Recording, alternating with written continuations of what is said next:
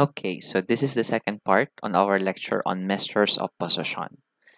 So on the first part, we learned about percentiles, deciles, and quartiles. And here, we are going to talk about the z-scores.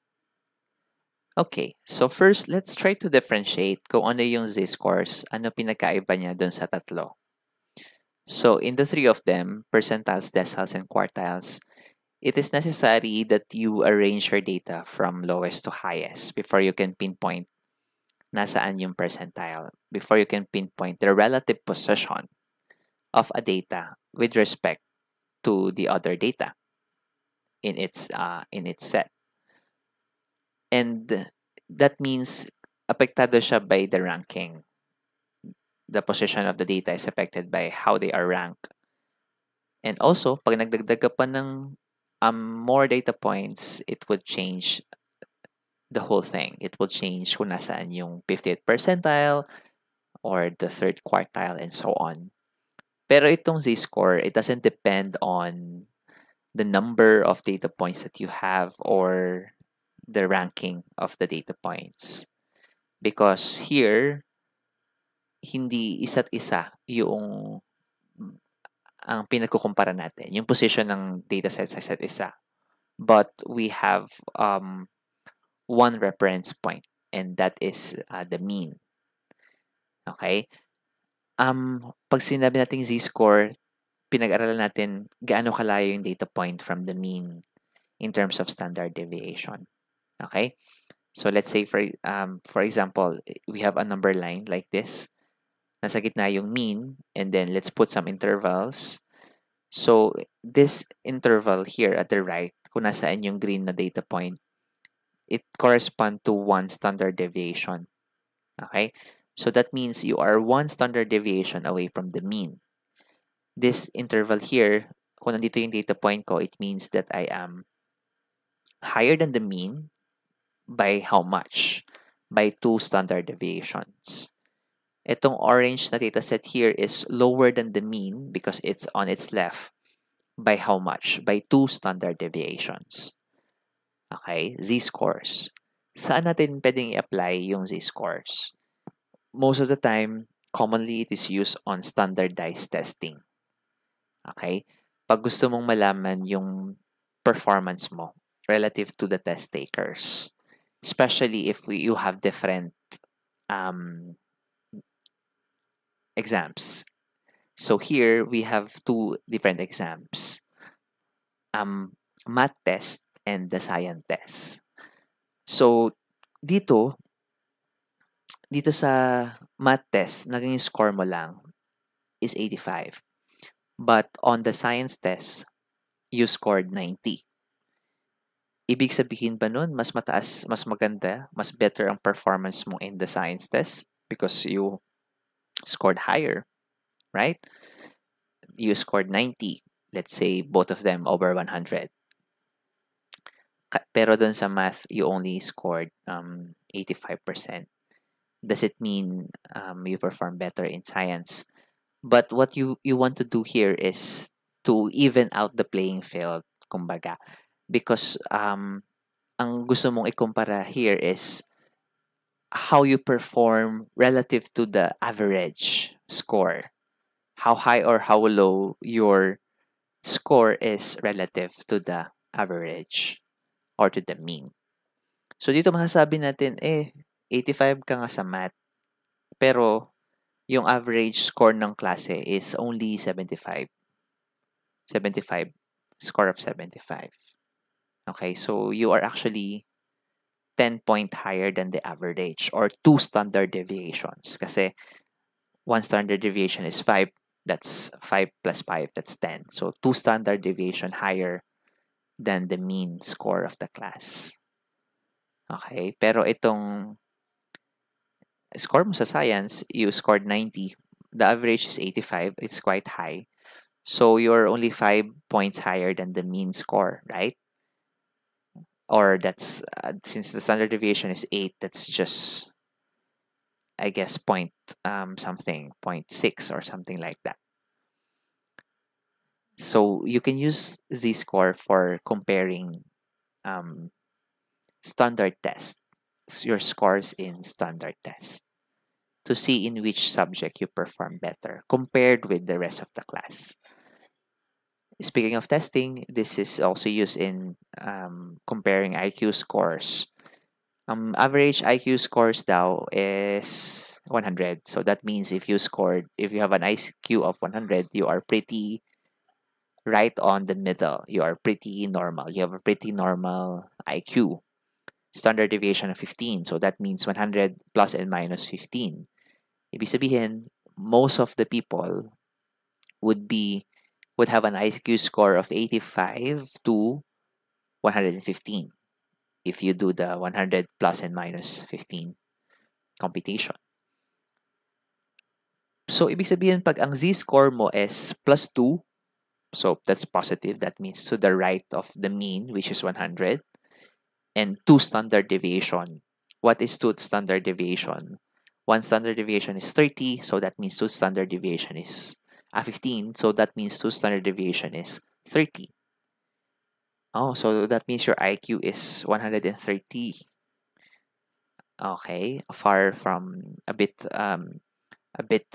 to the right of the average, diba? This also have some medical applications. Like for example, the doctors would measure the height, the weight, and even the circumference of the head ng mga baby so that they can tell kung sino ang malnourished, diba, or undernutrition, and do something about it. So, halimbawa, yung child is, meron siyang z-score of minus 2 doon sa weight niya. Ang weight z-score is negative 2, minus 2. That means it's lower than the mean by 2 standard deviations. Okay? So, talagang ano siya, it's on the malnourished category, that particular child. So, how do we compute the z-score if we now know where we can apply it? So z-score is just equal to the data set minus the mean of the data set divided by the standard deviation. So let's put some symbols so that hindi mahaba yung ating equation. Z is equal to x minus mu. Mu as in mu, that's how you will read that, over, I think, sigma. That is the symbol for sigma. Okay, let's have some sample calculations. So these are exam scores. Sabi natin, kailangan natin tatlong bagay, di ba? The data point, let's say 90 or let's say 95, and then the mean and the standard deviation. So, hindi natin alam yung dalawa, the mean and the standard deviation. Let's compute for the mean. I-add lang naman natin yun, di ba? Tapos i-divide natin kung ilan sila, which is 9. So, the mean score for this particular class is 80. Standard deviation is, i-minus mo lang lahat ng data points. Remember, 60 is the first data point. Right here. Minus mo lang yung data points doon sa average. And then, i-square mo all of them. And then, you add all of those squares. Divide mo sa number of data points. And then, take the square root of that. 12.91 is the standard deviation. So, kung gusto natin malaman yung z-score, kung ang data point na pinag-uusapan natin ay 95, what is the equivalent z-score for that? This is what our computation will look like, and this is what we will get. So, we get a positive value. That means 95 is higher than the mean. The mean is 80, remember? By how much? By what standard deviation? By 1.116 or 1.16 standard deviation. It's higher by 1.16 standard deviation.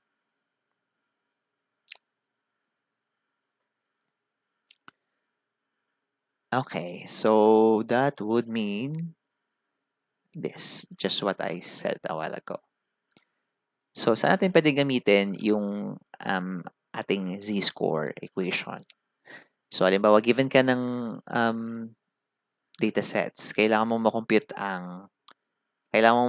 ng dalawang o higit pang z-scores kasi gusto mong malaman kung saan nag-perform, which data point is performing better or higher kumpara doon sa kanilang grupo.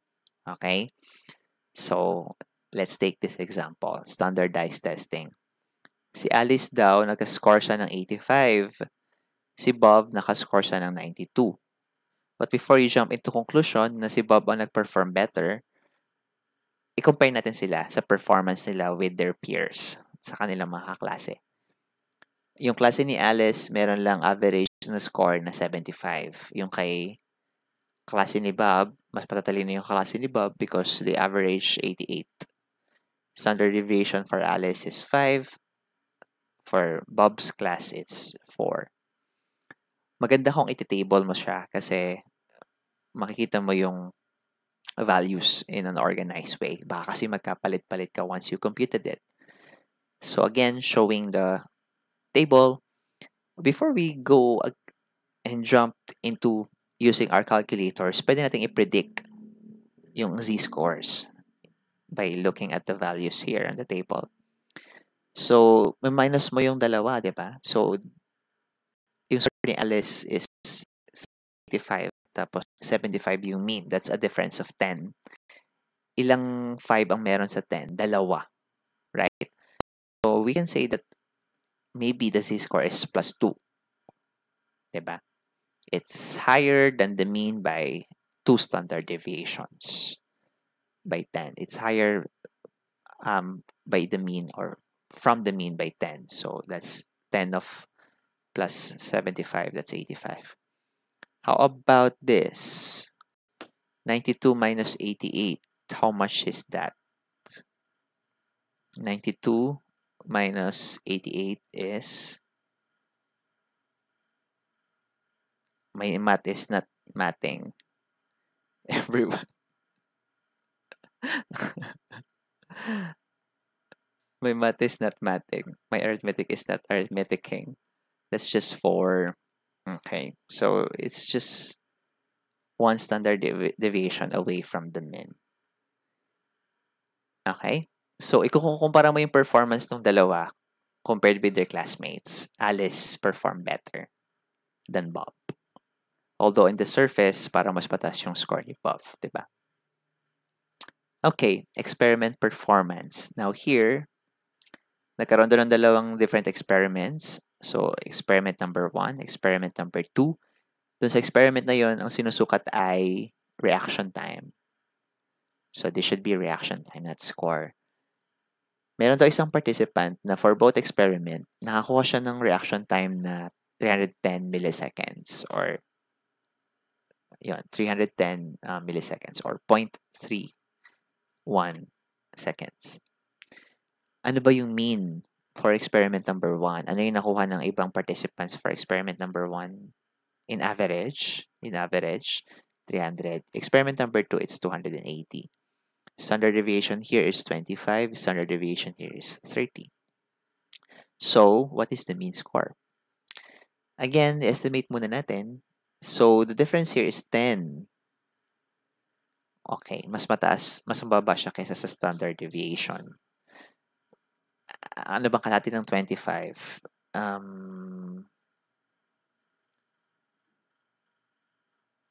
25 divided 2 is 12.5. That would be 0.5 of the standard deviation, right? But the difference is 10 here. So I guess it's 0.4 of the standard deviation. 310 minus 280, that's 30. Sakto. So it's higher than the mean by 30 or equal to the standard deviation. 1 standard deviation. So for first experiment, it's higher than the mean by 0.4 of the standard deviation. Second experiment is higher than the mean by 1 standard deviation. So ano ba yung question again? How does their performance compare across the 2 experiments? So according to the z-scores, mas mabilis yung kanyang reaction time. in the second experiment kumpara doon sa mga participants dito sa experiment na to. Okay? Okay, we can also use the z-score to categorize data sets. So, dito, syempre, kukumpitin mo din yung z-score and titingnan mo, depende doon sa z-score, kung saan category siya pwede mag-belong yung dataset na yan. You can also look for outliers using this method. Okay, so meron daw isang factory nagpo-produce ng sugar. Ang average weight ng sugar sa isang pakete ay 500 grams, more or less. Nag-deviate lang yun by 10 grams. So that means the average has a range of 490 to 510 grams. Meron daw isang packet na sinasabi nila it's outlier. That means it's way beyond or way lesser than this particular range. Masabi mo daw na outlier siya if 2.5 standard deviation from the mean. Okay, 2.5 standard deviation from the mean. So that means since ang standard deviation ko is 10 grams, 25. 2 deviations is 20.5. You add another 5 grams. So 25 grams. If it is greater than 525, di ba? Or 475 if it is within this range, siya ay magiging outlier na. Okay? Kasi dapat dapat pasok dito. So if it is here and here hanggang 525, in this range, that's considered as an outlier already that produce that pack sugar. So again, let's arrange them in a table so we are organized and hindi natin mapagpalit-palit yung values. So ito kayang measurement na to, 475, it is considered an outlier. Kailangan bang i-repack itong sugar packet na ito. So that's 25 grams difference. And sinabi na natin, we already have some estimation from a while ago. But if we want to be exact, that would mean the z-score is negative 2.5. Ibig sabihin, lesser siya from the mean by how much? By the standard deviation of 2.5. So tama, it's lesser than 500 by 25 grams. Pasok na pasok doon sa boundary, no? So, pwede na natin yung i-consider na outlier. Kailangan i-repack yung pakete na yon kasi kulang ng gramo. We can also use this if we are a professor grading a student. Let's say ang mean score ng klase is 75, standard deviation of 10, plus and minus 10. Yung isang student, nag-score siya ng 90. Nag-a-assign yung professor ng letter score. So, A plus A, B minus B, depending on the score of the students.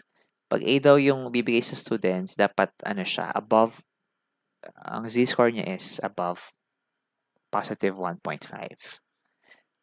So, ito kayang score na 90, nandun siya sa range na yon. Is it higher than 1.5, a z-score of 1.5?